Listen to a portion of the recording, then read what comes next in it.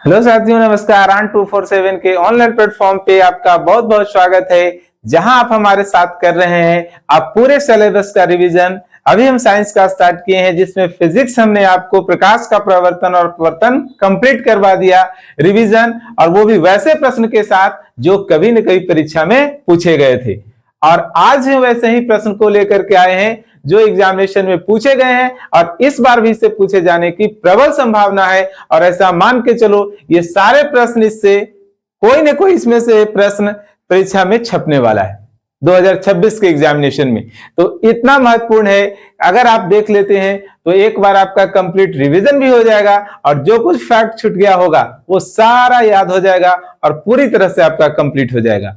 इस चैप्टर को हम दो पार्ट में लेकर के आएंगे। पार्ट 1 में हम सारे फैक्ट को पढ़ लेंगे, और सेकेंड पार्ट में जब आएंगे तो उससे जुड़े हुए कारण पे क्वेश्चन आएगा, है ना। जैसे प्रश्न आता है कि सूर्योदय में सूर्यास्त के समय सूर्य का रंग लाल क्यों दिखाई देता है, स्वच्छ आकाश का रंग नीला क्यों दिखाई देता है, अंतरिक्ष यात्री को आकाश का रंग काला क्यों दिखाई देता है, खतरे के चिन्ह में हम लोग लाल रंग का प्रयोग क्यों करते हैं। ये सारी बातें, तारे टिमटिमाते हैं ग्रह नहीं, ये सारे फैक्ट सेकंड क्लास में लेकर के आएंगे। अभी हम इस क्वेश्चन के मदद से समझते हैं मानव नेत्र के बारे में और वर्ण विक्षेपण के बारे में। आइए शुरू करते हैं, और बिल्कुल कॉपी पेन लेकर के आप बैठेंगे, सारे पॉइंट को नोट करेंगे, सारे प्रश्न को हल करके हमें मैसेज करेंगे, कमेंट में बताएंगे कि आपको क्लास कैसा लगा। चलिए स्टार्ट करते हैं। देखिए, प्रकाश का वर्ण विक्षेपण क्या है।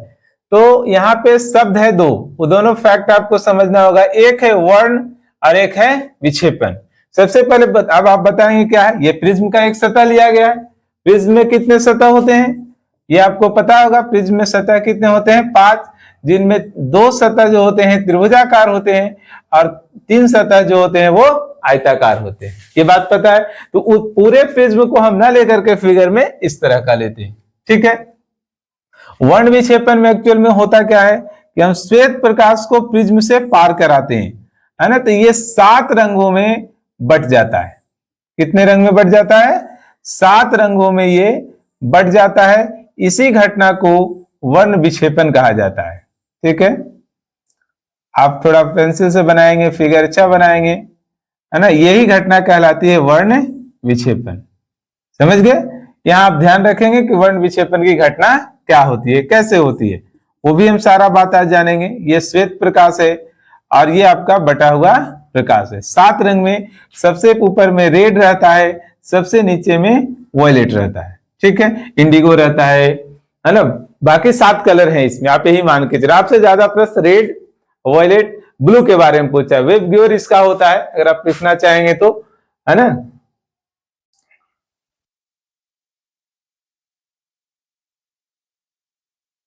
वेबग्योर होता है कि यहां से भी, ये हो गया वॉयलेट, इंडिगो, ब्लू, और फिर ग्रीन, और फिर यहाँ पे आप लिखेंगे येलो, यहाँ पे लिखेंगे आप ऑरेंज, है ना। इस तरह से 7 रंग इसके हैं ये। अब हम लोग बात करेंगे वर्ण विक्षेपण क्या है, ठीक है। तो वर्ण मीन्स होता है रंग, और विक्षेपण मतलब होता है बटना। तो जब हम प्रिज्म के द्वारा श्वेत प्रकाश को पार कराते हैं तो ये 7 रंगों में बट जाता है। इस घटना को हम लोग वर्ण विक्षेपण कहते हैं, ठीक है। ये 7 रंग हो गए। इसमें सबसे कम विचलन वाला जो रंग है, कम विचलन किसका होता है? तो सबसे कम विचलन होता है रेड का, यानी कि लाल का। सबसे अधिक विचलन किसका होता है? इंडिगो का, है ना। सबसे अधिक इसी का विचलन होता है, ठीक है। सबसे अधिक इसी का, यानी कि बैगनी रंग भी कह सकते हैं, या प्रश्न में आपका ब्लू रंग भी आता है, यानी कि नीला भी कहा जा सकता है। आपसे पूछेगा कि सबसे कम विचलन किसका होता है, तो रेड कलर का। क्यों विचलन कम होता है उसका? तो कम विचलन होने के कारण है उसका वेवलेंथ होता है, यानी कि अगर आप कहेंगे तरंगदैर्घ्य, तो तरंगदैर्घ्य सबसे अधिक होता है। तरंगदैर्घ्य सबसे अधिक होता है, किसका सबसे अधिक होता है? तो रेड का। तो यही कारण है कि उसका विचलन सबसे कम होता है। इस फैक्ट को भी जानेंगे आप, ऑब्जेक्टिव में आता है, ठीक है। इस बात को पता चलेगा कि जिसका तरंगदैर्घ्य ज्यादा रहेगा उसका विचलन कम होगा, जिसका तरंगदैर्घ्य कम रहेगा उसका विचलन सबसे अधिक होगा। तो ये बैगनी रंग है, नीला रंग है, इसका विचलन सबसे अधिक होता है क्योंकि इसका तरंगदैर्घ्य सबसे कम होता है। यहां से ये बात आप सीख चुके होंगे। और प्रिज्म से ही हम लोग कराते हैं वर्ण विक्षेपन।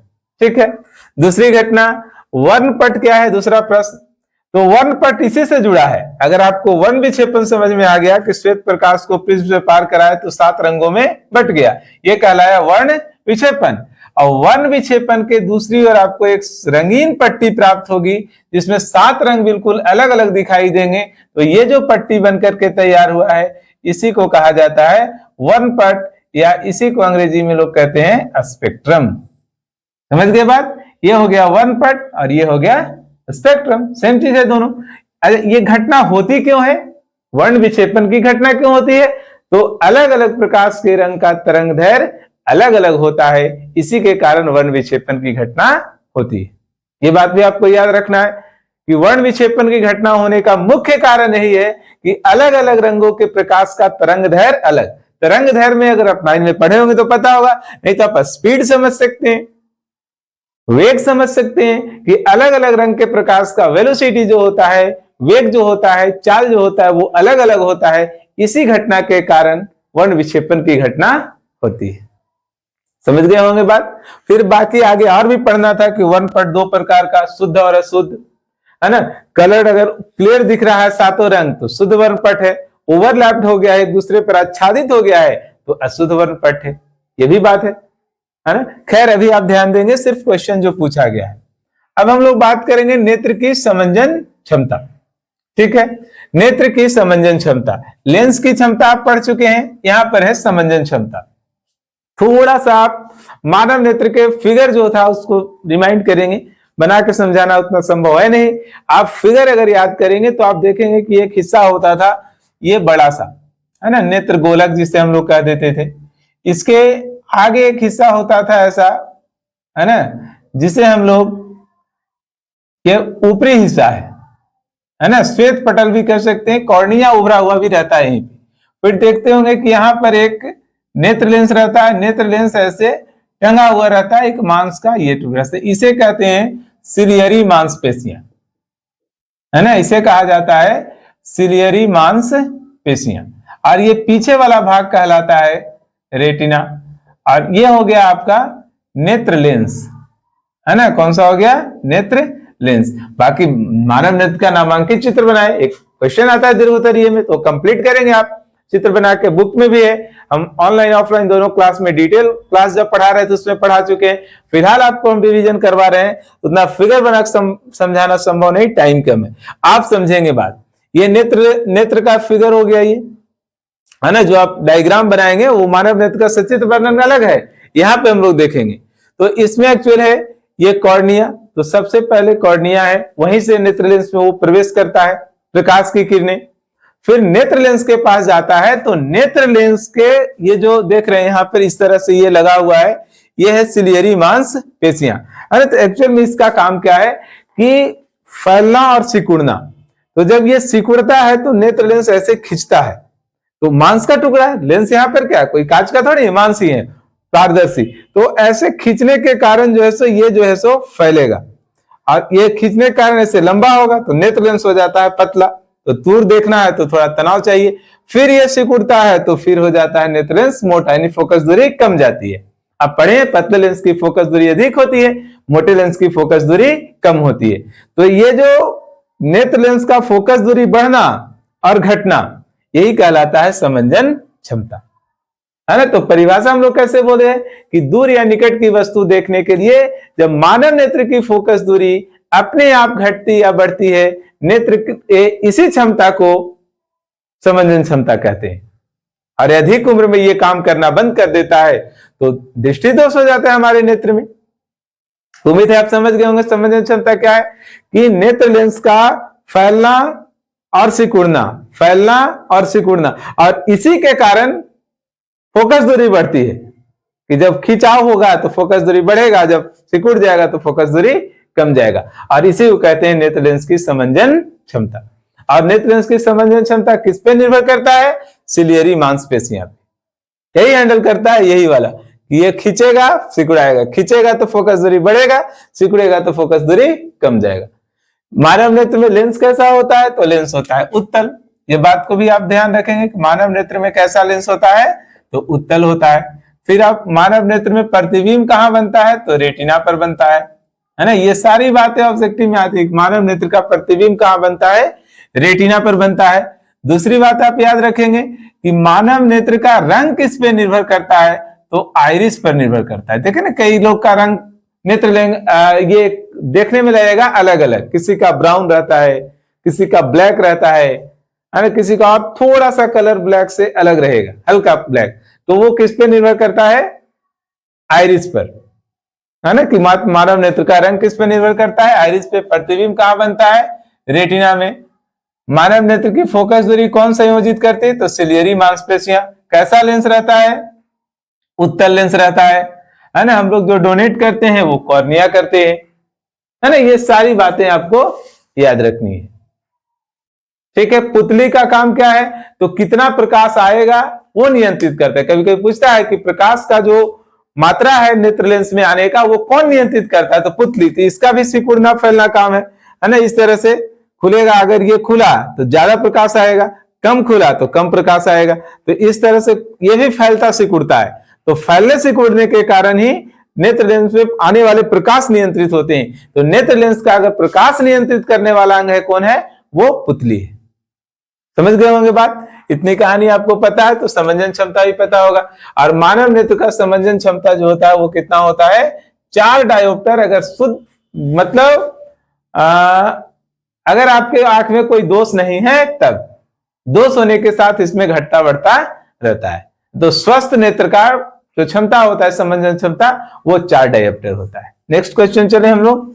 स्पष्ट दर्शन का न्यूनतम दूरी क्या है, ठीक है। ये हम तब तक रेज करते हैं, आप सारी बातों नोट करेंगे, है ना। कि वर्ण विक्षेपण क्या है, किसका तरंग दैर्घ्य कम होता है, किसका तरंग दैर्घ्य ज्यादा होता है, किसका विचलन कम होता है, किसका विचलन ज्यादा होता है। मानव नेत्र वहां आपके पास बना हुआ है ना। तो यहाँ पे अब हम लोग बात करेंगे कि दृष्टि दोष क्या है, यह कितने प्रकार का। बहुत महत्वपूर्ण प्रश्न, दीर्घ उत्तरीय में भी कई बार पूछा गया, लघु उत्तरीय में भी कई बार पूछा गया, और इससे ऑब्जेक्टिव भी बहुत सारे प्रश्न आते हैं। बिल्कुल आप ध्यान से मेरी बात को सुनेंगे कि दृष्टि दोष है क्या और कितने प्रकार के होते हैं। दीर्घ का प्रश्न है तो कहेंगे कि मानव नेत्र के द्वारा जब किसी वस्तु को साफ साफ नहीं देखा जा सकता है, उसे दृष्टि दोष कहते हैं। दृष्टि दोष मुख्यतः 4 प्रकार आप लिखें कि 4 प्रकार के होते हैं। निकट दृष्टि दोष, दूर दृष्टि दोष, जरा दृष्टि दोष, अबिंदुकता। कितना लिखना है, ये 2 नंबर में प्रश्न आता है। तब दीर्घ में कैसे आता है, वो कहेगा कि दृष्टि दोष क्या है, कितने प्रकार के होते हैं, किसी एक का विस्तार से वर्णन कीजिए। तब आपको पूरा विस्तार से वर्णन करना होगा। 6 नंबर वाले में ये प्रश्न आता है। 2 नंबर में और कैसे आएगा कि निकट दृष्टि दोष क्या है, इसके कारण और उपचार बताएं। दूर दृष्टि दोष क्या है, इसके कारण और उपचार बनाएं, अलग अलग। फिर आ सकता है जरा दृष्टि दोष क्या है, इसके कारण और उपचार बताएं। तो 2 नंबर में भी प्रश्न आते हैं, ऑब्जेक्टिव में भी आते हैं, दीर्घ उत्तरीय में भी आते हैं। तो आप आराम से इसे कंप्लीट करें, जो भी नोट्स होगा आपके पास वहां से कंप्लीट करेंगे। और अभी हम इसका डिटेल बता रहे हैं कितने प्रकार के ये होते हैं। तो दृष्टि दोष कितने प्रकार के होते हैं, तुम बोले कि 4 प्रकार के होते हैं, है ना। कौन कौन सा दृष्टि दोष है, एक है निकट दृष्टि दोष, फिर 2 में हम लोग कह सकते हैं दूर दृष्टि दोष, या इसी का लिखा रहता है कि दीर्घ दृष्टि दोष। तीसरा हम लोग कह सकते हैं जरा दृष्टि दोष, है ना, जरा दृष्टि दोष, जरा दृष्टि दोष। और 4 में हम लोग कह सकते हैं अबिंदुकता, ठीक है। अब इसके बारे में जो हम बताएंगे आप ध्यान से केवल सुन लेंगे तो आपको पता चलेगा कि निकट दृष्टि दोष क्या है, दूर दृष्टि दोष क्या है, जरा दृष्टि दोष क्या है, और अबिंदुकता क्या है। और समझना भी है आपको, नाम का ठीक उल्टा। निकट दृष्टि दोष में हम लोग लिखेंगे कि वैसा दृष्टि दोष जिसमें निकट की वस्तु साफ साफ दिखाई देती